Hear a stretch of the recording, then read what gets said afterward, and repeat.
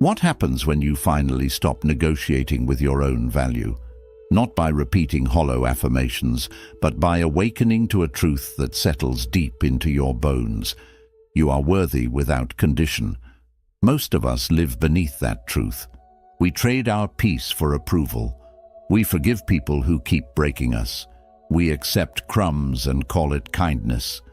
In Buddhism, there is a shift, a quiet but irreversible turning point where you stop chasing and start choosing. And when it happens, life itself begins to change. Stay with me, because at the end, I'll share a powerful bonus habit that can rewire your self-worth forever. Before we begin with number 1, where every video is a doorway to calm, clarity, and timeless Buddhist insight you won't find anywhere else. 1. The silent currency of life. If your self-worth were written in invisible ink, what story would it leave across the pages of your days? The world has a quiet way of reading it, even when you think no one is watching.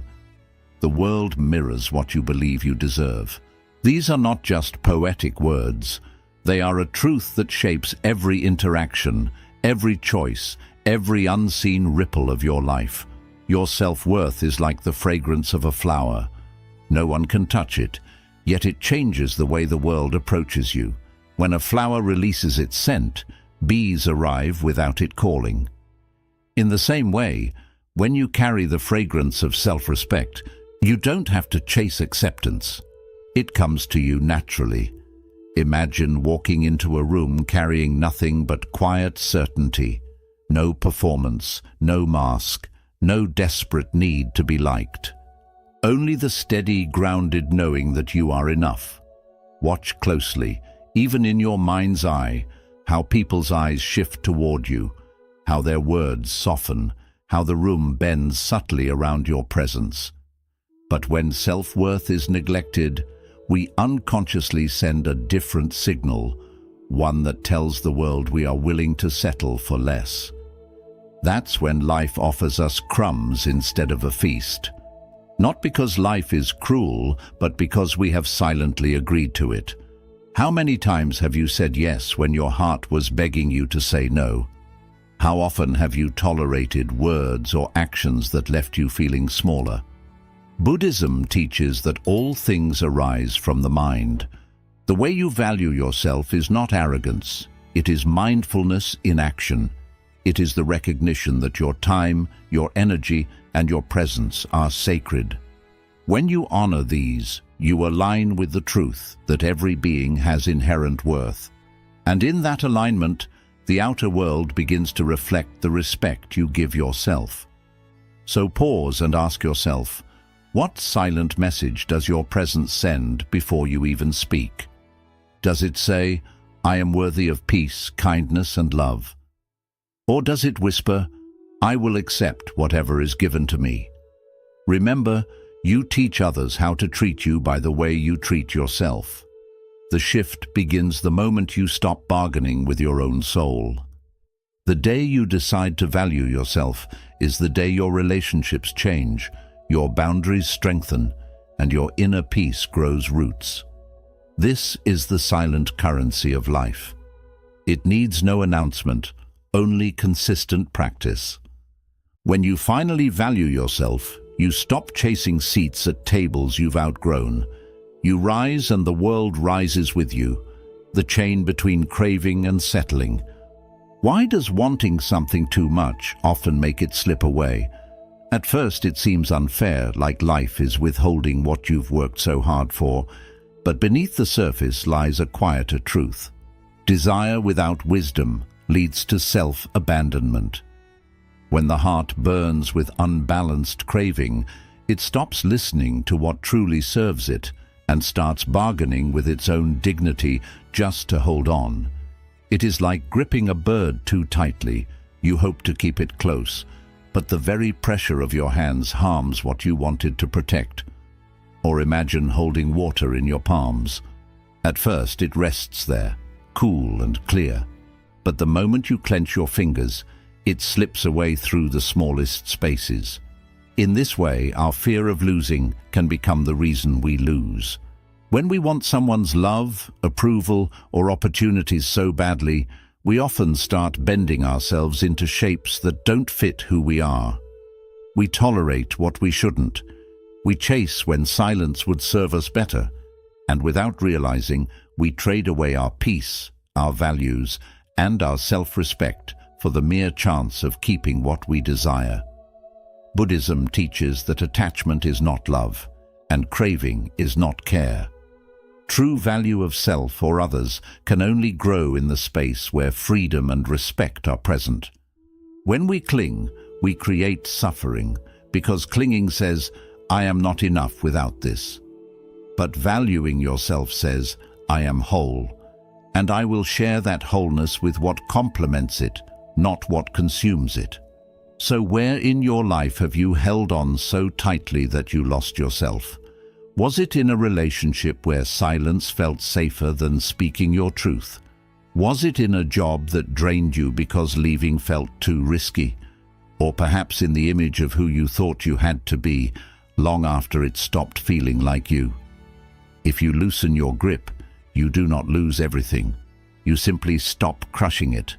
You allow what is meant for you to stay, not because you trapped it, but because it chooses to remain. And what is not meant for you, you let drift away without making your worth the cost of keeping it. The chain between craving and settling is broken the moment you decide that nothing is worth abandoning yourself for. When you stand in that quiet power, life begins to meet you with the same energy. You stop chasing, and you start attracting. You stop gripping, and you start receiving. And in that space, your self-worth finally breathes. We'd love to hear your thoughts. If you're not sure what to say, just type, "My worth sets me free." Detachment as self-respect. Could walking away be the highest form of love for yourself? We often think holding on shows strength, but sometimes it is in the quiet act of letting go that we reclaim our deepest power. When you let go, you invite what is truly yours to stay. Letting go is not abandonment. It is an act of trust in yourself and in the flow of life. It is like releasing a kite into the wind. You do not chase it through fields or force it to return. You simply watch as it rises, knowing that if it is meant for you, it will circle back without you pulling the string too hard. The same is true with people, opportunities, and dreams. When we release the grip of fear, we create space for what is real to breathe and remain. Imagine placing a heavy stone down after years of carrying it. At first you almost miss its weight because you've grown used to it. But then something shifts. You feel your shoulders relax, your breath deepen, and the lightness spreads through your body. This is the relief that comes when you stop proving your worth by holding on to what drains you. Too often, we carry relationships, responsibilities, or expectations far past their time, not because they still nourish us, but because we believe letting go would mean failure. Buddhism teaches that clinging is a root of suffering and detachment is not coldness. It is clarity. It is seeing what no longer aligns with your peace and having the courage to step back without resentment. Ask yourself, what heavy thing have you been carrying just to prove your worth? Is it a friendship that no longer feels mutual? A career path that keeps dimming your spirit? A version of yourself that exists only to keep others comfortable? When you see clearly, you realize that some burdens are not badges of honor. They are signs that you have forgotten your own value. Detachment as self-respect is the decision to honor your well-being over the comfort of the familiar. It says, "I will not shrink myself to keep something that requires my suffering to survive." It is not an act of rejection toward others. It is an act of acceptance toward yourself. And here is the truth. When you let go with love, what is truly meant for you will not vanish. It will remain or return, not because you begged for it, but because it belongs in the space where your self-worth lives. Sometimes the most powerful step toward valuing yourself is the quiet walk away. Not out of anger, but out of devotion to your peace, to your truth, and to the lightness you were always meant to carry. The thin line between humility and disappearing. When does kindness turn into self-erasure? There is a fine and almost invisible line between humility and disappearing, and many cross it without even noticing. To be humble does not mean to vanish. Humility is a light in the heart, but disappearing is a shadow cast by fear, by the quiet belief that your needs are somehow less important than everyone else's. It is like watering every plant in the garden except your own. The flowers around you bloom brightly, but your soil dries and cracks. At first you may think this is noble, that your sacrifice is what keeps the garden alive. But in truth, a garden where you neglect your own roots is incomplete, because your presence is part of its beauty. Imagine yourself standing in a crowd, your voice soft but clear, your presence unshaken. You are not loud, yet you are not lost. You contribute without collapsing into invisibility. This is the balance true humility asks of you, to honor others without abandoning yourself. When you confuse humility with erasure, you start to say yes to what drains you, just to keep peace. You downplay your achievements so no one feels threatened. You silence your truth so others can be comfortable. And slowly you begin to believe the false story that being good means being small. Buddhism teaches the middle path, not leaning too far into pride, nor falling into self-neglect. To value yourself is not to stand above others, but to stand with them as an equal. True humility is grounded. It bows with respect, but it does not kneel in self-denial. Ask yourself, where have you mistaken silence for virtue? Was it in a moment where you swallowed your truth to avoid conflict, or when you let someone's needs override your own, even when it cost you peace? When did you last choose yourself over pleasing others, and how did that choice feel in your body? Choosing yourself does not mean you stop giving. It means you give from a place of fullness, not depletion. It means your kindness is rooted in strength, not in the hope of being accepted. When you value yourself, you understand that your voice, your needs, and your dreams are not interruptions. They are part of the harmony.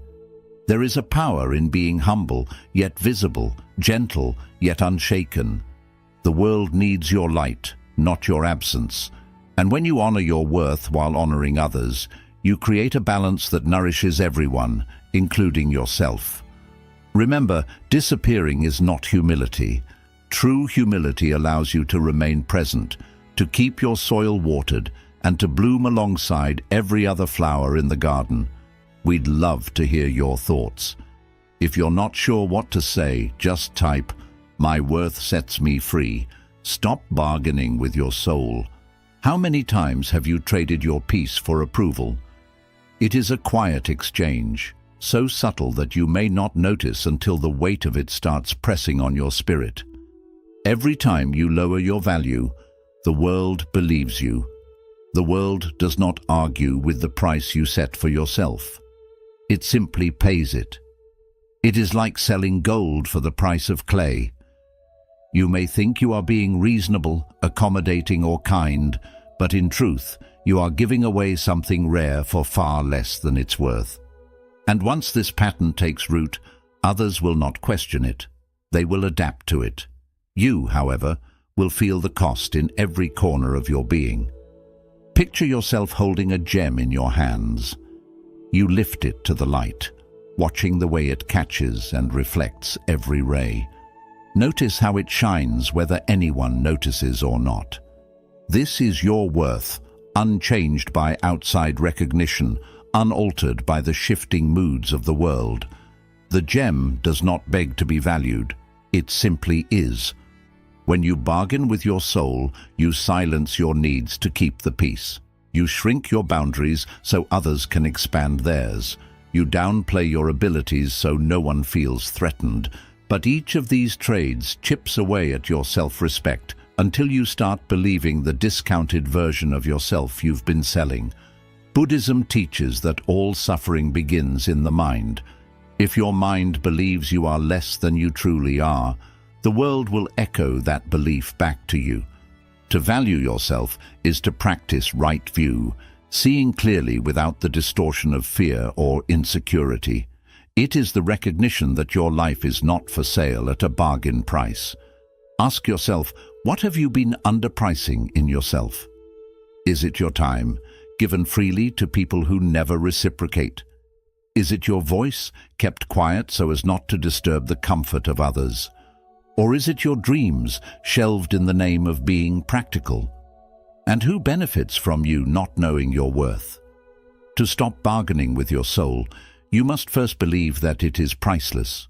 This means setting boundaries that may disappoint others, speaking truths that may unsettle them, and choosing paths that may confuse them. It is not rebellion, it is alignment. When you stop lowering your value, you change the way life meets you. Opportunities shift, relationships deepen or dissolve. The noise around you grows quieter, and in that quiet, your true worth speaks for itself. Remember, the gem you carry was never meant to be traded for clay. Hold it, honor it, let it shine. Whether or not the world claps its hands, that is the unshakable power of valuing yourself. The power of quiet standards. What if the loudest boundaries are the ones you never speak? Not every act of self-respect needs to be declared. Some are lived so consistently that the world learns them without you uttering a single word. You teach others how to treat you by how you treat yourself. The way you rise in the morning, the choices you make about where to place your time, the energy you protect. These quiet acts send the clearest messages. It is like a tree that bends only so far before it stands firm again. The wind learns the shape of the tree's limits, and over time, it no longer tries to push it further. In the same way, when you stand firmly in your worth, life begins to adapt to your strength rather than testing it. Imagine drawing a circle of calm light around yourself. It is not a wall people can step inside, but only those who respect the space are welcome. You do not have to explain the circle, defend it, or apologize for it. It exists because you have chosen to honor your own peace. Those who love you will feel it and cherish it. Those who do not will either learn or leave. Quiet standards are built in the smallest moments. They are in the way you say no without guilt, the way you remove yourself from conversations that drain you, and the way you keep your commitments to yourself even when no one is watching. Each choice teaches others what is acceptable in your presence. Buddhism reminds us that self-respect is not a fight against the world. It is harmony with truth. A boundary is not a punishment for others.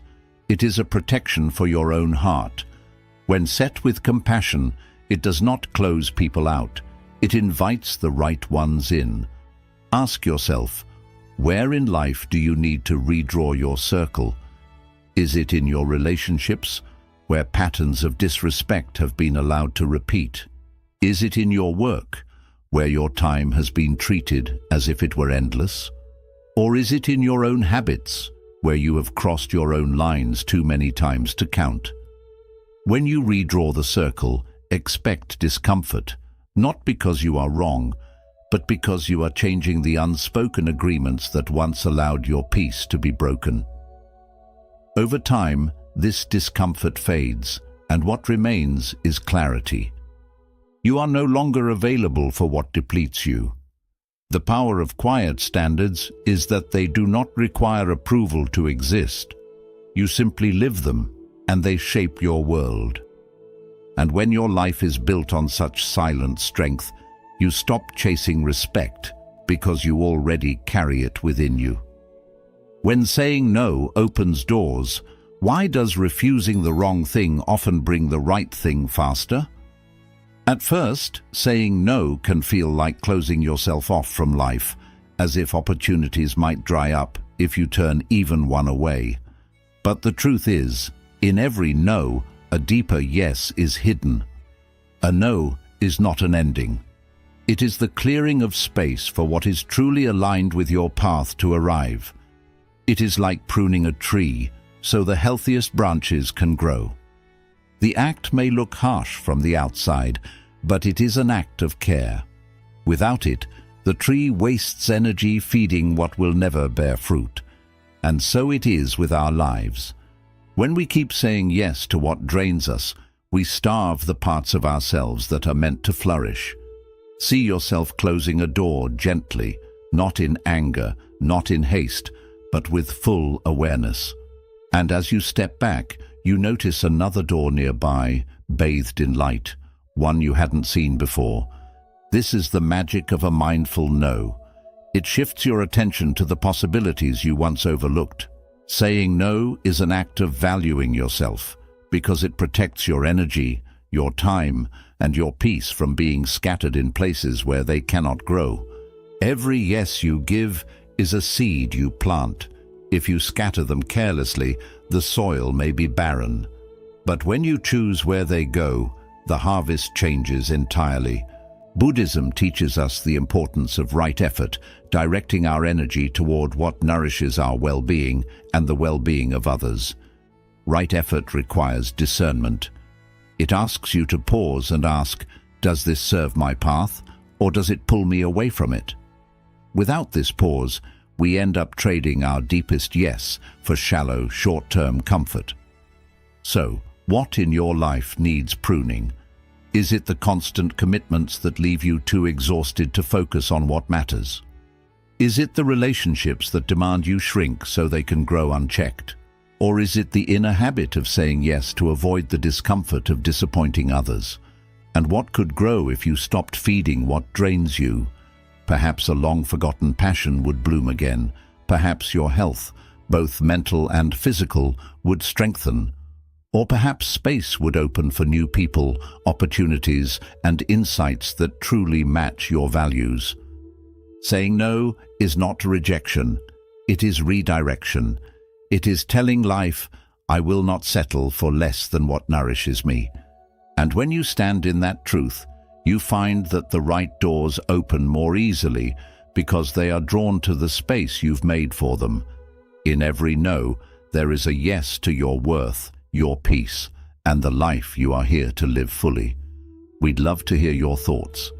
If you're not sure what to say, just type, "My worth sets me free," the sacred pause before accepting less.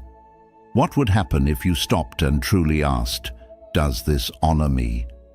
In a world that moves fast, the temptation to accept whatever comes first can feel irresistible. But the space you allow is the space life will fill. If you rush to fill that space with less than you deserve, you may never see what was meant to arrive. It is like a bowl waiting for water. If you pour in mud just to stop it from being empty, you lose the chance to receive something pure. The emptiness is not the enemy, it is the invitation. In the same way, your pauses, your hesitations, your moments of waiting are not wasted. They are the fertile ground where the right things can take root. Imagine standing in a vast, still field. The air is quiet, the horizon wide. There is no need to move until the right wind arrives to guide your steps.